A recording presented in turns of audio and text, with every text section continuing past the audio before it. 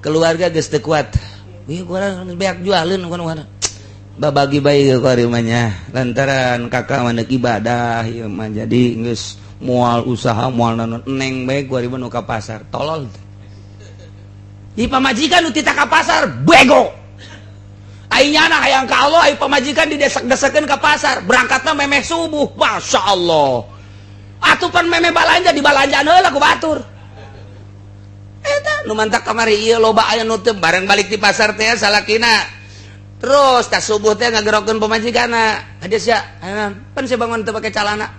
Ji tinggaleun. Di mana di pasar? Pan bisa tinggaleun kieu teh naon? Di kieuhan. Coba eta. Nah, ieu kabalinger kajian hukum lagi. Aya urusan tanggung jawab. Eta kudu kumaha atuh antara cinta dunia sebagai tanggung jawab jeung ka Allah nu anti dunia mun eueuh guruan moal bisa. Perluna aya guru ge tidinya supaya stabil keluarga urang ibadah aya batasan-batasanana datang ka mana ieu datang ka mana. Ai urang ka Allah bae mah pamajikan dikeuseuh-keuseuhkeun atuh salah atau urang ka Allah pamajikan ge geus teu meunang urang hirup saaya-aya bae sedengkeun can aya ilmuan can bisa tawakal atuh mal beres. Atuh mal beres geus kudu make ilmu aya carana. A'udzu billahi minasy syaithanir rajim. Bismillahirrahmanirrahim. Sumawaridul wisali kari-kari cahaya pangeran kang tumeka ing wusul ilallah tepung maring Allah.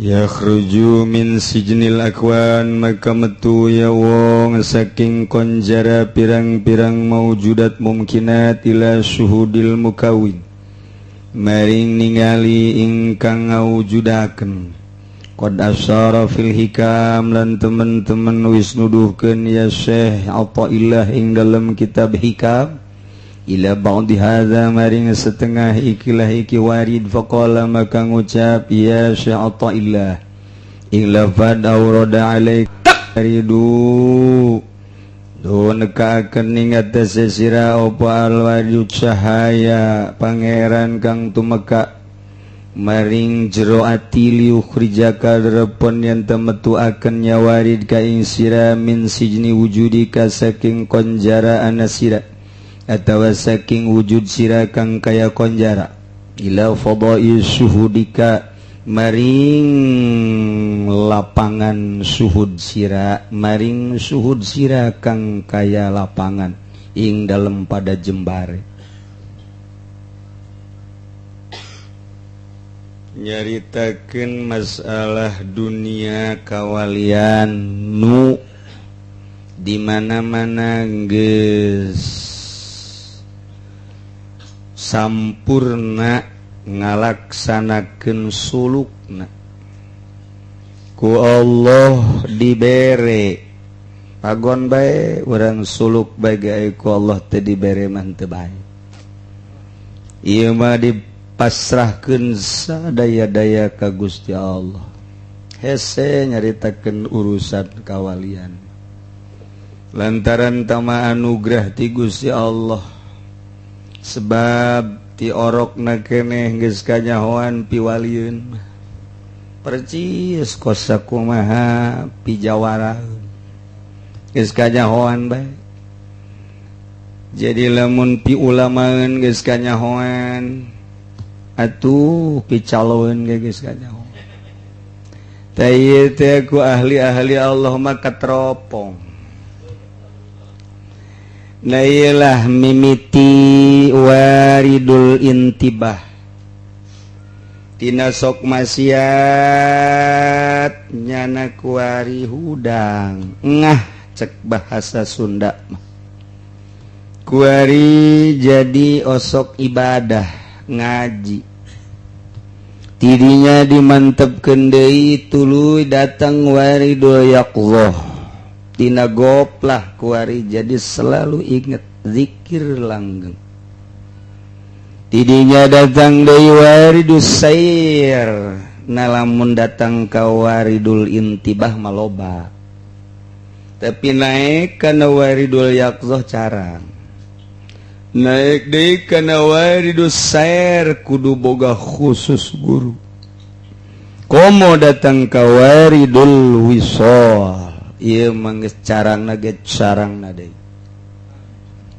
tapi tetep aya lamun eueuh kiamat dantara nunguatan dunia teh opat nomor kahiji secara zahir gunung disebut paku bumi mereka dua tangkal kayu gede eta ge sarua secara zahir nomor katilu nunguatan bumi adalah ulama nomor kaopat wali Allah subhanahu wa ta'ala nu dua urusan zahir nu dua urusan batin lamun ngandelkeun zahir bae kos diurang mun ngandelkeun zahir batata sedemikian rupa acak-acakan bae tetep kudu aya penataan secara batin ulama nu model salafus sholihin lain ulama anu modern lain menyudutkan tetapi janguatan dunia mah tetep bae ulama batin kudu aya ulama zahir ge jadi kercarita terjadi penguat tamangan saukur ngararame doang tama kos kitu mah nu jadi nguatan mah ulama batin ari ulama zahir mah tama diondang dibere duit hehe seuri mampikum lain loba deui ngojubreg diondang deui dibere duit hehehe loba ambalaya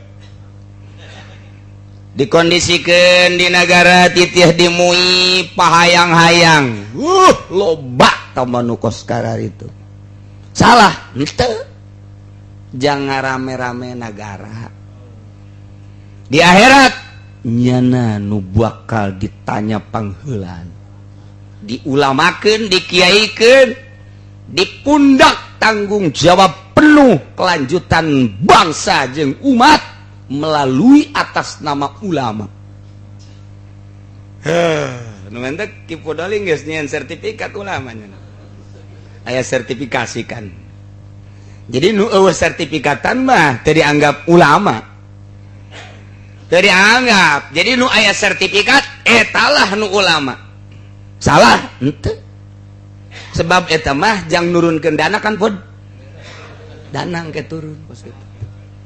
Aya sertifikat engke lamun teu boga duit sertifikat kiai teh bisa digadekeun. Di Indonesia. Ya Allah, ya Karim, Gusti ya Allah. Nah. Mangga bae. Sugan genjleung hate ulama salafus atuh henteu. Sugan khawatir ulama salaf henteu. Atuh geus misahnya namanya na bae. Dia aing mah urusanana cak ulama salaf lain jeung manusia jeung Allah. Ngan ketika aya kesempatan tugas ieu mah ngajak ngalelempeng daekeun heug teu daekeun kajen geus misah jeung nu kos karar itu.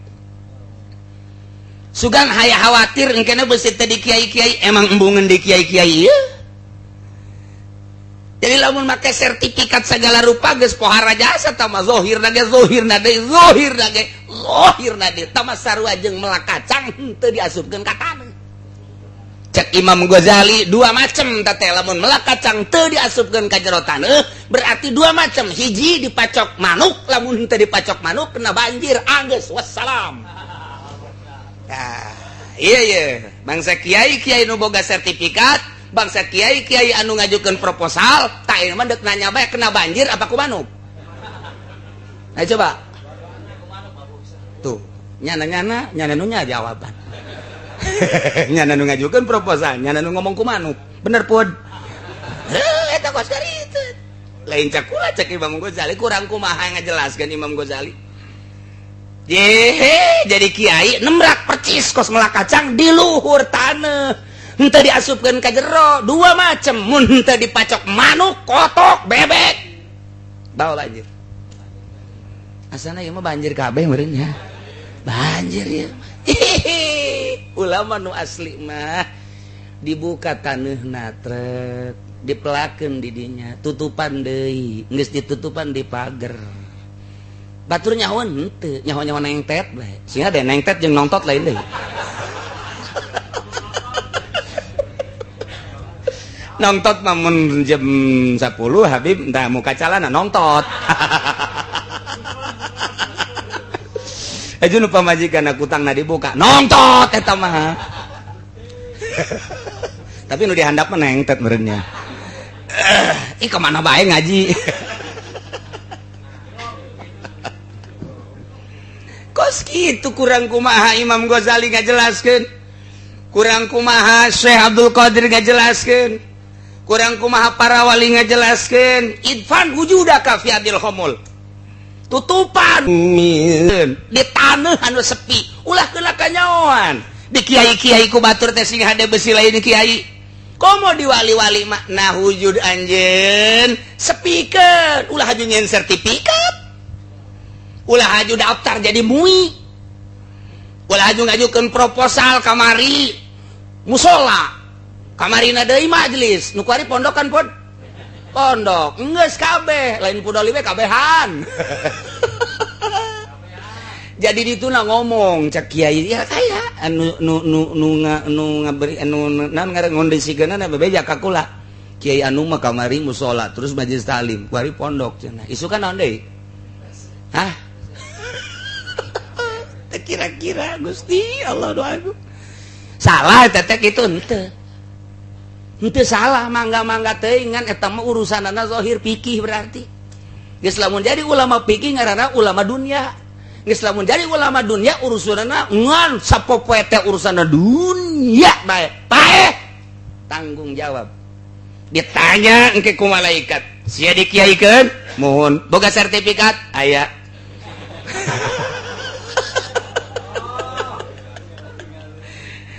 ringgis kuari dikiaikeun dimuikeun di majelis ulamakeun didepakeun tanggung jawab di pundak ngurusan umat isuk pageto tanya ya Allah teu jadi kekuatan dunia tamah nu jadi kekuatan mah nu idfan wujudaka fi ardil khumul di kiai-kiai kula mah lain kiai kula mah lain ampura kula mah nyepi bae nya nama geus rame pindah embung kadenge ku batur embung kanyahoan ku batur kanyahoan deui pindah deui tah eta nu asli mah justru jadi kekuatan dunia umat bangsa eta teu kahartieun ku bangsa budak sakola mata ku Muhammadiyah moal kaharti atuh jah hijab tamah hijab na kandal jasa moal kaharti atuh ke lamun geus lila ngaji ohnya blak tak eta teh ngartikeun ngabuka hijab ngaranna warid ngaranna tak eta nu teu ngarti tadina teu ngarti jadi ngarti disorot ku nur ilahi cahaya ilahi arifin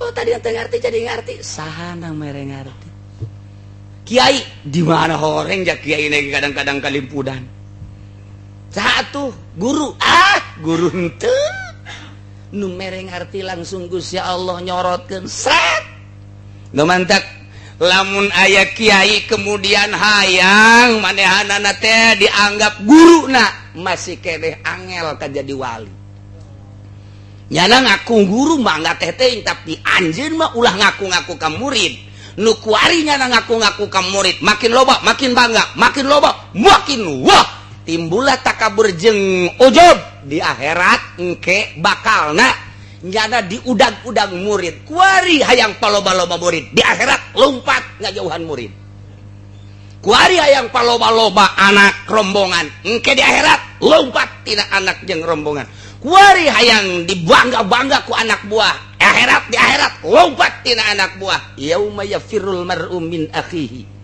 wa abihi wa ummi lompat kuari urang asa bangga oh loba jasa murid engke murid deuk nanya minta pertanggungjawaban ka guru tah lamun urang ke di akhiratna dipanggil dibere dipenta tanggung jawab lamun urang geus boga sertifikat aman mantap ke podoli nyeun nya sertifikat. Teu beres ya Kiai. Aduh, masyaallah karim. Murigak bulu urang ngaju aya kikituannya makin jauh amat sih pola pikir bangsa Indonesia. Ih aneh, urusan anak aneh jasa. Hanya sekedar pengkondisian uang, tetapi ujung-ujungnya jadi salah. Allah hijab makin jauh, makin kandal, makin jauh, makin kandal. Gusti Allah ku sakieu gigis pohara duit ieu dikodokan bae, malah dek dimakin rapihkeun cara ngabobol dana sosial. Masya Allah. Atuh ai bareki mah los bae. Kiai ahli Allah sugan kasienan besi teh dibere malah jariji kos kitu teh nahonan. Saat batur deletak ulama Allah lari ngajauhan dunia. Saat batur nyieun pengkondisian deket jeung jelema ahli Allah lari ngajauhan tina manusia. Selalu kitu bae ahli Allah mah naonan. Hiji bae buleudkeun agama Allah. Titik. Oh, cenah angel teh mah tuh kakak beli mobil. Oh, ngajurus ka mobil. Angel teh mah tuh kajian pondok. Oh, ngajurus ka fisik. Angel teh mah kos kitu mah tuh ka mulia ka agung. Oh, kadinya jurusan anak. Kadinya jurusan anak tuh los. Iki tah urusan dunia. Tah, ieu mah keur carita nu nyorotkeun warid hanya Allah. Ya Karim. Geus teh urang tina tadina maksiat, tina bodoh jadi pinter disorot ku warid Allah, waridul intibah.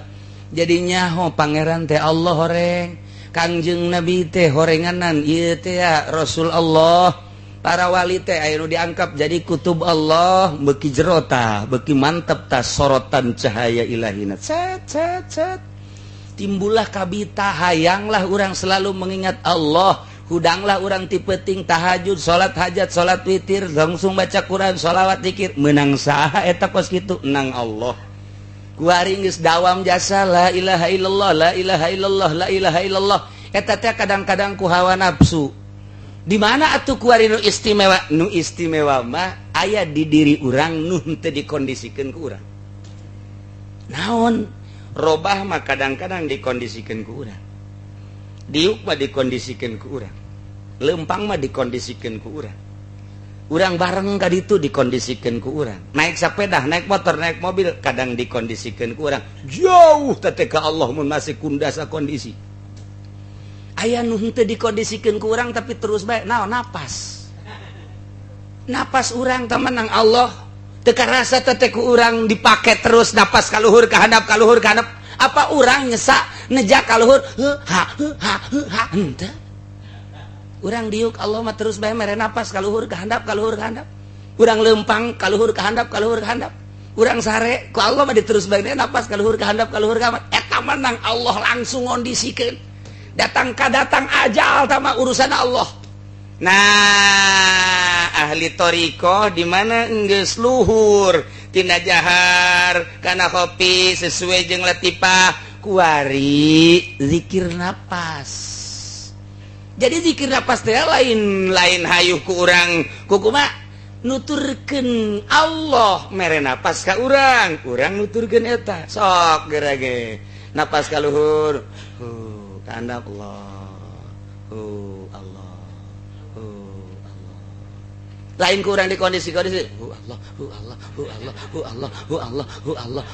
edan sia kajen kumaha ge ji atuh lain kos kitu napas tak menang Allah mantak naon ku urang napas disyukuri napas ku urang teh dihormati napas ku urang pake inget ka Gusti Allah sesuai jeung pambere memere Allah napas ka urang teh dikondisikeun ku urang ge ngalabilkeun napas langsung bae zikir melalui napas Allah aya cara-carana khusus kicep apa kurang dikondisikeun henteu urang kicep aing kicep ya kuari di dibuka ya eta Allah anu ngicepkeun loba hal-hal anu langsung ti Allah ku urang kurang dihormati nu mantak ieu nikmat kicep luar biasa ge tapi ku urang henteu diinget ieu nikmat kicep tadi nikmat napas geus pohara jasa tuh ku urang eta napas menang Allah teh kok kurang dipakai ke hotel, dipakai ka nightclub, dipakai ngabonceng rang dan ngora. Lain ya Allah ya Allah.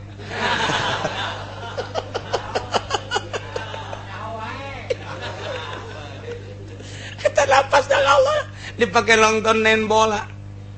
Sabaraha napas dihitunglah ku ahli thariqah. Napas per hari teh sabaraha nu dipake ka Allah sabaraha nu dipake maksiat sabaraha. Napas bakal ditanya ku Gusti Allah. Eusian napas ku Allah. Lain urang haju ngondisikeun di masjid. Allah Allah Allah Allah Allah Allah Allah digerokeun urang. Mang kade Allah Allah enak Allah Allah Allah. Ye ieu udah kudu kagrogolkeun atuh mah. Geus lamun urusanna napas aturun nu bergerak. Kadang sungut mengobrol tapi ruh terus bae sesuai jeung napas. Kok bisa? Pan geus latihan. Moal didatangkeun ka dinya tuh ku guru lamun henteu nete taraje. Atuh pan ti awal heula 1 2 3 naik wari. Atuh geus bisa. Geus bisa nyana ngobrol ka mana. Tapi lo jerona napas. Allah. Napas pa dikondisina ku Allah, dieusian ku urang. Coba orang coba datang ke modar sia guruan. Moal bisa kajian ku kumaha. Moal bisa atuh guruan. Atuh guruan mah eta kos kitu kayu. Cak pamajikan abah sia ti kelekep tah naon tah. Anak lagi sieun wah abah rante. Kurang abah ti kelekep. Jangan teu kitu. Dia ahli-ahli tarekat atau biasa bae urang lamun neuleuh Habib Lutfi ahli thariqah ya kepala ketua thariqah di Indonesia nya geus 2 periode nya lamun zarah ka mana bae tilok sahadiah zarah urang ila hadratin Allah Fatihah hilok Habib Lutfi mah datang keluar Batang batur zarah nya ngopi wah ya udah pulang jarah ke Kampung Bandan di luar wah seri-seri balik jarah ke mana banyak kos gitu geus jana mah nyambung ruh pan wali batu maut jasa najan henteu kadinya gitu nya mah nyambung ieu ahli Allah mah nu mantap kabelah diekeun mah ahli Allah geus embung ka mana ka Mekah ge embung mantap kasih diturutan atuh woi kiai itu mah embungeun ka Mekah sasar tah mah kiai nu bener disasar-sasar pugu nyana nu sasar kumaha emang pugu ka Mekahna ge menang di bank duitna sasar ente coba nyana nu sasar ngaju ka Mekahna ge deui nyokotan ti dulur-dulurna tan aing ketuana sia kudu nyumbang ka aing pancen ada ibadah masih bisnis keneh bae tuh bener bod tuh kan ka Mekah bae tapi balik ti Mekahna haju meuli motor pancen ibadah ban haju meuli motornya tuh eta pan salah kaprah tuh nu bener disalahkeun ku nu salah. Nah iya mentek teu harti bakeun ka ditu. Nah, ieu mah deuk caritakeun saha nu mere warid ka jero hate. Iwal ti Gusti Allah. Dek dibikeunna ka saha ku Maha Gusti Allah bae. Ukuran dibikeunna sabaraha darajat ku Maha Gusti Allah bae. Aya anu luar biasa di masjid bae. Datang katarangna hidung. Tapi jada desekanana di dunia bae. Berangkatna min kaunin ila kaunin min kaunin ila kaunin nyana teangan sakadar ieu kondisikeun jang dunia nu ieu jang dunia pindahlah di dieu mah kurang nyaman pindah ka dieu dunia keneh nu diurusanana kamari ti Golkar lah Golkar mah cenah jore pindah deui ka PDI malah jore lah kuari mah ka PK apa ka naon gitu PKB PKW jore lah jore ka BG lompat ka instansi atuh tah mah ti dunia kana dunia tah mah eureun ngawarung lah kuari mah bisnis bae bisnis kurang kaharti lah kuari mah tani kan mah lah tani geus lah kuari mah nah teu teh ti dunia kana dunia naon hartina teh kos kitu mah tah nu hebat geh kuari mah eureun aing mah dagang kunaon emang modal tah sarua bae eureun dagang eureun tani eureun segala rupa moal aing mah kuari keluarga geus teu kuat iya kurang banyak jualin kan babagi bayi ke rumahnya lantaran kakak mandek ibadah ya mah jadi geus mual usaha mual nanon neng bae gua ribu nu ka pasar tolol teh. Di pamajikan nu tita ka pasar bego. Ai nyana hayang ka Allah ai pamajikan didesak-desakeun ka pasar berangkatna memeh subuh Masya Allah. Atuh pan memeh balanja dibalanjaan heula ku batur. Eta nu mantak kamari ieu loba aya nu teu bareng balik di pasar teh salakina. Terus tas subuh teh ngagerokeun pamajikanna. Hades ya, pan saya bangun teu pake calana. Ji tinggalin di mana di pasar kan bisa tinggalin kieu teh naon di kieuhan. Coba eta nah ieu kabalinger kajian hukum lagi aya urusan tanggung jawab eta kudu kumaha atuh antara cinta dunia sebagai tanggung jawab jeung ka Allah nu anti dunia mun eueuh guruan moal bisa perluna aya guru ge tidinya supaya stabil keluarga urang ibadah aya batasan-batasanana datang ka mana ieu datang ka mana ai urang ka Allah bae mah pamajikan dikeuseuh-keuseuhkeun atuh salah atau urang ka Allah pamajikan ge geus teu meunang urang hirup saaya-aya bae sedengkeun can aya ilmuan can bisa tawakal atuh mal beres geus kudu make ilmu aya carana bagi anu hayang usul ka Gusti Allah boga anak pamajikan kumaha carana bagi jelema nu hayang usul ka Gusti Allah henteu boga anak pamajikan kumaha carana diatur teteh mantap kudu boga guru ge kos kitu lamun teu boga guru acak-acakan nah iyalah nu hese teh kos kitu bloon atuh tah jelema urang teu boga pamajikan deh Syekh Ma'rufil Qurhi diangkat jadi kutubul aulia pan manehna teu boga pamajikan ketika ka impi nyana kumaha Allah ka anjeun wahai mama alhamdulillah ahyanillah Gusti Allah ngahormat ka abdi bahkan mempersilahkeun ka sorga tapi kaduhung jasa cek Syekh Ma'rufil Qurhi kula di dunia henteu kawin sehingga di akhirat da kula derajatna handap mun ande kata kula di kadunyakeun deui kula rek kawin sakaligus opat atuh tinggal turutan bae ku urang ku hari urang mah tungtungna mah jadi wali henteu nyandung henteu sakalina nyandung atuh teu jujur teu adil nambahan neraka wae eta mah atuh hese warid hiji ge can puguh ka sorga ya urang oh sidang lah hiji ge can puguh ka sorga mending dua sakalian ka neraka atuh beuki jero eta mah atuh waridul intibah beuki mantep waridul nikmat jasa geus zikir bae tak kudu aya guruan sing ade nih munaitina la ilaha illallah dengan makna anu jelas kuari nuturkeun napas jadi iraha bae di mana bae geus teu kudunya kelan tasbih berarti jangan napas mah teu bisa ditasbihan atuh teu bisa jarroh urusanana urusan roh mah teu butuh tasbih mun zikir jahar tasbih tamah la ilaha illallah la ilaha illallah la ilaha illallah carana lamun lambat la ilaha illallah la ilaha illallah diatur ku ahli zikir lamun hayang gancang ulah make jabar la ilaha illallah la ilaha illallah la ilaha illallah la ilaha illallah ngamuk lain hiber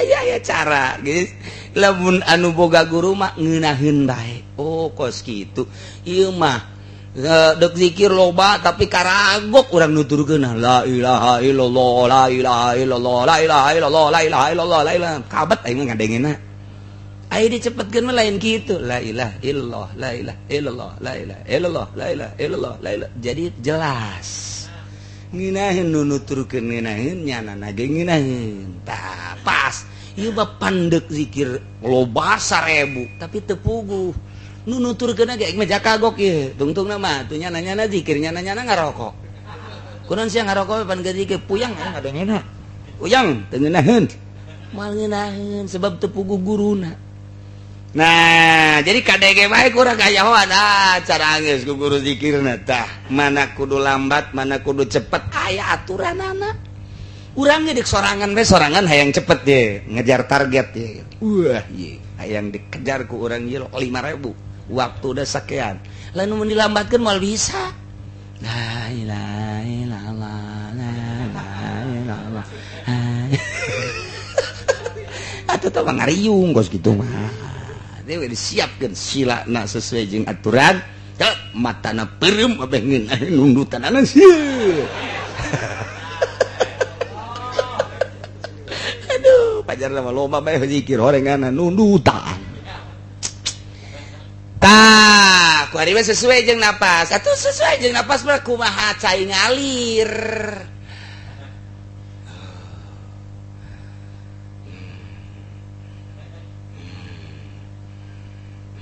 Cak lu disisian bareng mana ku beusi ngagerem-gerem gitu nah. Aing sieu ja, ye kasurupan maung teh naon.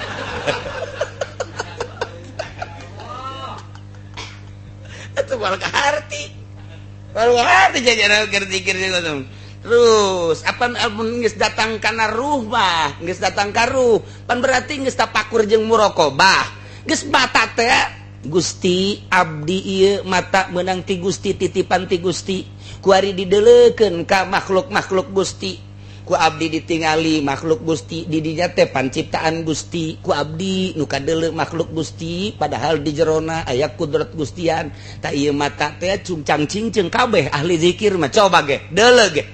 Deuleukeun ahli-ahli zikir lamun keur berangkat keur naon matana ka mana bae. Mata lamun erang da ge kadeuleu bae. Manana lain deui. Kabur, matana kabur.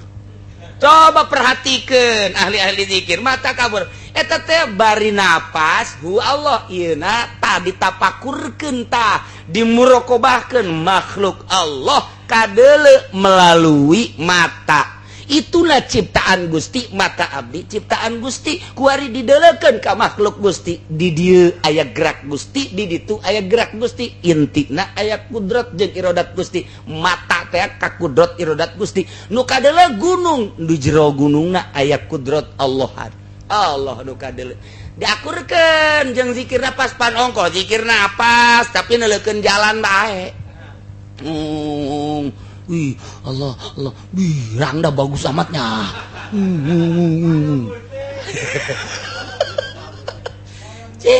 Coba ge, urang naik mobil keur nyupir gitu, padahal keur zikir, aya bae nu boncengan nu motor. Di hareup lalaki di tukang awe bujurna pun bagus teh pantah. Bagus, komo motor buatan kuari mah panangkod. Bojak urang lampu stop bagus amatnya. Lampu stop hebat amat. Cak nu di sisi mana lampu stopnya jarwa? Itu lampu stopnya bagus ya horeng nu di luhureun lampu stop. Bujur bae nol nerkom. Manya keur zikir kos kitu. Teu akur can wayah datang ka dinya geus dikadinyakeun sasar sia. Diakurkeun. Jadi ieu urang lamun zikir jahar di dieu ayana zikir hobi di dieu ayana zikir naik nah nu mantap ulah sambarangan ge besi anu ngembang-kembangkeun tarekat ulah milu lamun guruna teu mursyid sebab sasar bakal aya naon kitu ngaranna kuda tertentu nu mantap guru-guru nu baheula ge ieu ngomong ku ari ieu nu mantap kaju jelas baheula mah abah kula abuyah henteu pernah naon henteu loba nu ngembangkeun nu sasar kuari ambal aya di sisi digigir cilaka kena dolun mudilun padahal kadeuleuna mah zikir cilaka nyilakakeun sebab naon bahaya kena aya takabur asal geus takabur bohot tuh aing mah teu salat ge pan aing mah ya Allah atuh geus pokona mah sia mangke di akhirat nyekelan sorban aing kan eta pohara jasa kos nu bapak kolotna bae tah sorga jeung neraka geus sia mah dijamin ku aing sorban abah cekelan ieu pokoknya mah asal engke gibar-gibar sorban abah cekelan ku sia ka mana bah neraka eta teh salat aduh bulan puasa ge terus bae ngagoreng sangu anjir mana ngagoreng sangu iya tuh ahli Allah mah kos kieu ieu di mana kanyahoan ahli Allah ya zikir di dieu geus Allah-Allahan bae wah ieu mikung ye mikung pan ai torekat da sabada syariat lain ninggalkeun syariat teh geus jalan ka cai geus teu diomong-omong tah mah geus parantina kuari mah dieusian kuruhna ngaranna tarekat untuk mencapai hakikat lain haju teu salat lain haju bulan puasa ngagoreng sangu tah mah norekat kitu mah kabehan geus bisaeun atuh bisa urang aing milu norekat oh jeung aing teu kudu salat ya teu ngeunaheun tah mah atuh ngeunaheun aya gerbongna khusus jurusan neraka asar jelema kuari Gusti Allah lagu warid nggih sesuai jeung aturan kuarine naik kawaridul wisol usul ke Allah teh datang maksudnya ka tujuan lamun urang di dieu ka Bandung nu ditinggalkeun teh Tangerang, Jakarta, Bogor, Sukabumi, Cianjur, Padalarang, datang tah ka Bandung nu ditinggalkeun berbagai kota eta zahir. Kuari lamun wusul ilallah berarti nu ditinggalkeun naon? Hiji dunia, nomor kadua makhluk, nomor katilu nafsu, nomor kaopat setan. Eta geus katinggalkeun kabeh ku urang. Urang sulusup kos boros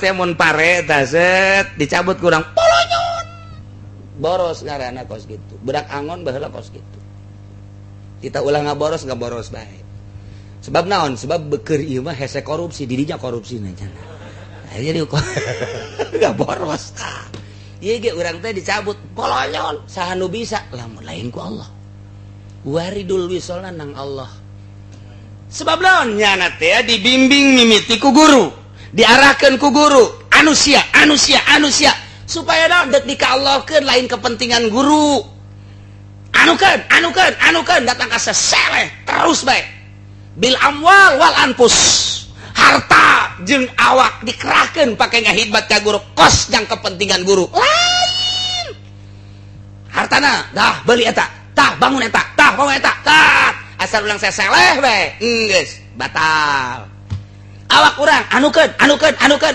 aduh lelah jasa batal ulah aya keges nyana ge nyahoeun ieu atuh guru mursyid bangke datang ka mana datang ka bener-bener ngarasa hina datang ka bener-bener ngarasa hamba aing hamba jasa dibilukeun ku ari ka Gusti Allah horeng harta nanaonan nisbat di guru mah dipake lalagaan di tejehan horeng awak nanaonan nisbat di urang mah terlalu memuliakan harta sehingga kaganggu ka Gusti urang terlalu memuliakan awak sehingga kaganggu ka Gusti awak urang di sabunan make capluk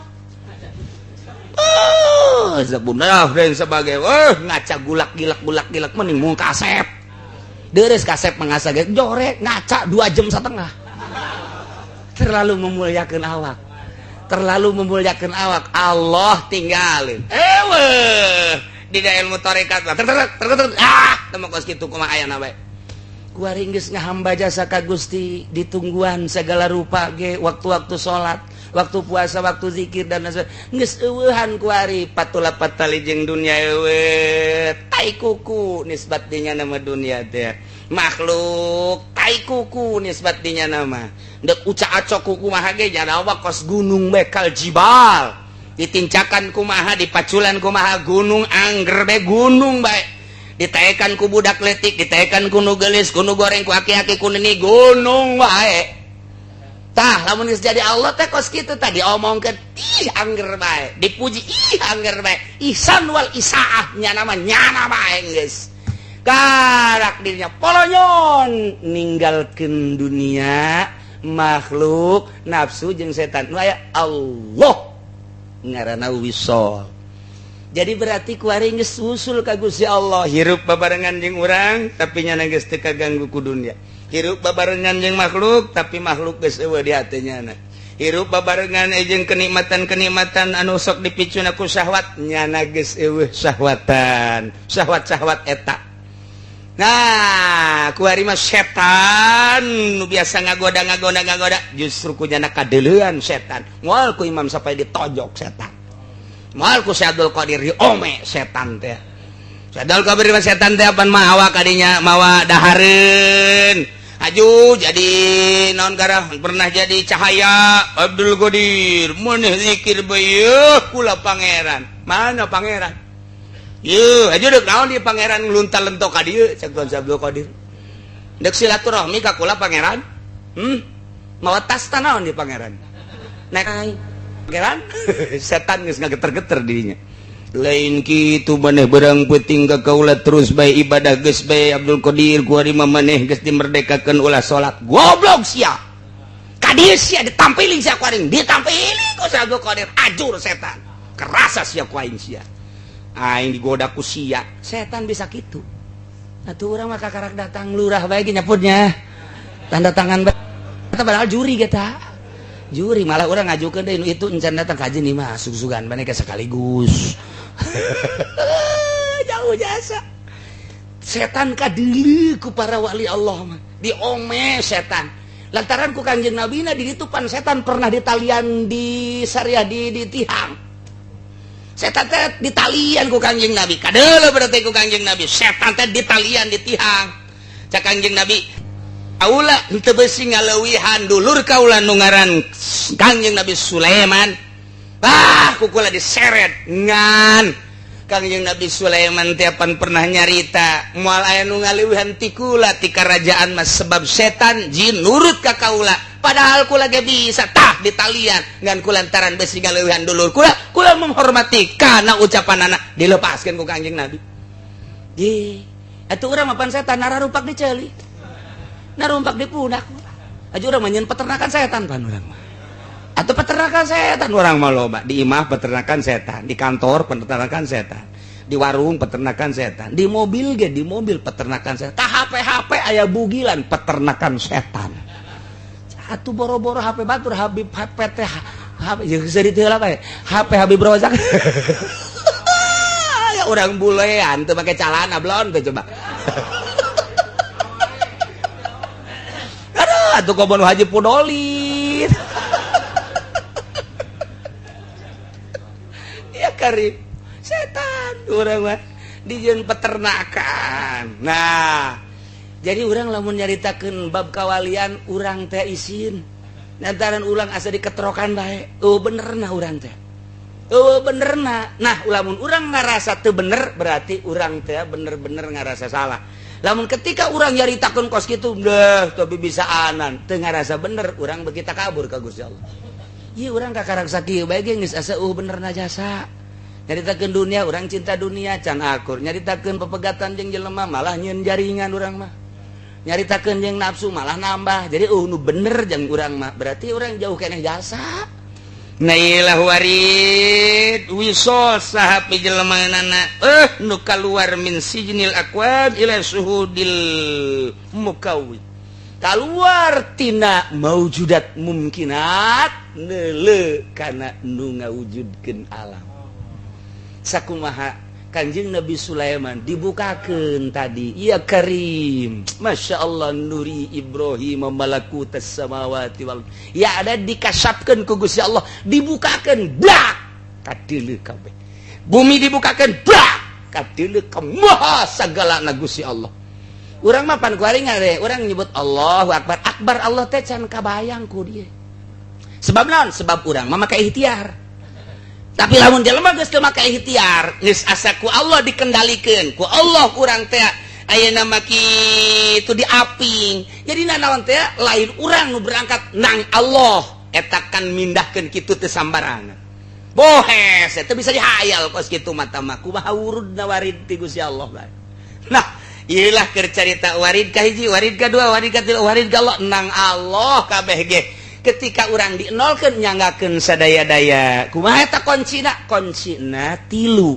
hiji tawakal dua taslim tilu tafwid tawakal pasrah ka Gusti Allah lantaran Gusti Allah geus janji jelema nu tawakal tentrem jeung tenang yakin kana janji Allah jelema nu kadua luhur taslim hartina taslim pasrah ka Gusti Allah lantaran percaya jeung yakin kana ilmuna eueuh hiji perkara nu teu kajahoan ku Gusti Allah jelema nu bertaslim berarti pinuh katentreman jiwana sebab ka mana bae dideleukeun didengekeun dikajahokeun ku Gusti Allah nomor katilu tafwid teh pasrah ka Gusti Allah ngan boga kayakinan percaya penuh kana nasib jeung kudrat iradat ti Gusti Allah wabeh kurang teh ieu dihukuman ku Gusti Allah hirup jeung paehna robah jeung cicingna ieu kabeh nang pamere Allah tafid sadaya-daya urang bisa tawakal kelas hiji bisa taslim nu kelas 2 bisa taslim tafid nomor katilu jadilah kutubul aulia ngomong mah babari ku ari kene jadi kutub praktekna coba ge boro-boro taslim tawakal bae urang kan bisa di lisan doang aya ka Mekah bismillah tawakkaltu 'alallah wala haula wala quwata illa billahil azim bari ceurik naik mobil dadah tawakal aja mah nanyakeun mana tadi tas bener tawakal ka tas saya jasa tawakal tak ieu keur carita bab tawakal hiji bae wah moal anggeus ku urang mun dipraktekkeun naik ke bab taslim, naik ke bab tafwid. Nu mantak aya bahasa fawwidu amri. Kangjeng Nabi. Masya Allah. Lamun urang ngadoa tengah peuting bae ge. Allahumma laka aslamtu geus aslamtu. Taslim berarti geus luhur jasa. Lakal hamdu. Dan lain sebagainya. Kalau dituna ditambahan deui engke aya fawwadtu amri. Geus luhur jasa. Teh supaya bisa tawakal tu aslam tu fawad tu nah eta teh tajang supaya naik nah urang sakara pembahasan global lamun dibahas tawakal hiji bae ge ngapna luar biasa encan ka taslim tapi lamun teu dibahas-bahas teu nyaho-nyaho nah ieu ala kadar global seperti eta engke nu mere waridna mah Gusti Allah disorot kuari orang kasorot ijah seorang jadi wali atuh cak sababari lantaran orang mah ributna orang mah di perusahaan ribut di warung ribut di pasar iya di berderet di jero hate teh aya sepeda aya motor aya mobil diganti deui kan mobil geus aya di dieu aya ada luhuran bae mobil di handap teuing sabenerna mah jeung cetna eta rada kaganggu saeutik hayang nu rada herang mah sabar duit teh nu eta teh atuh endek zikir lain zikir ka Allah dipake ngurusan cat mobil coba ayo neuk kumaha ya di dieu teu pati ngeunaheun digawe ieu hayang gaduh hayang ngeunaheun ibadah mun pindah jatuh ibadah bae di nya nu kunaon hubunganna jeung pindah digawe tuh urang mah sapopoena teh di dieu pekerjaan di dieu tuh macem-macem Allah nak nyempet bae eueuh leuyelah anu diisyarahan ku Syekh Athaillah aurada wallahu a'lam